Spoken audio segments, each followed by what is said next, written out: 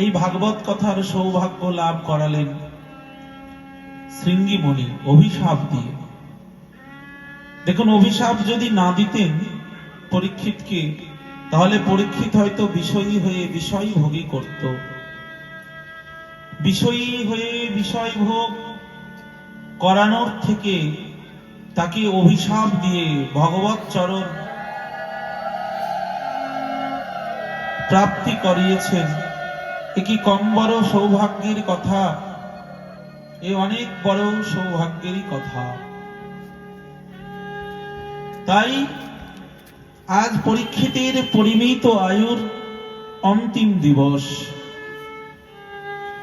পরীক্ষিত জানতেন জীবনের শেষ দিন কবে, কিন্তু আমরা এটা জানি না। পরীক্ষিত জানার পরে সিদ্ধান্ত নিয়েছেন হরিকথা শ্রবণ করা জীবের একান্ত প্রয়োজন আর জীবের পরম মঙ্গল। কিন্তু আমরা নিজের জীবনের পরমায়ু যে কতদিন সেটা জানি না। এই অনিশ্চিত আয়ুর কথা জেনেও যে আমরা ভগবত কথা শ্রবণ করি না, এটাই আমাদের দুর্দৈব, এটাই আমাদের ভাগ্যের দোষ, আমাদের জীবনের ব্যর্থতা।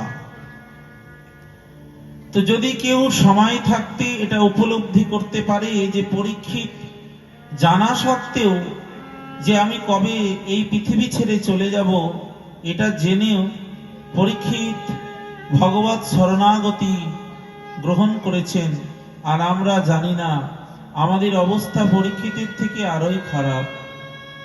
আমরা 7 দিনের আগেও চলে যেতে পারি।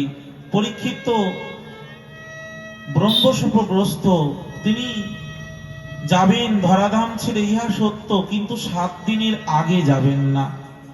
7 দিন অন্তেই তক্ষকের দংশনে তার শেষ গতি হবে। সবকিছু জেনেই ভগবত চরণাগতি নিয়েছেন। তো পরীক্ষিত মহারাজ সেই পবিত্র গঙ্গা তীরে পয় উপবেশন করে বসে আছেন, আর তাকে ভাগবত কথা শোনাচ্ছেন পরমহংস চূড়ামণি শ্রী সুখদেব।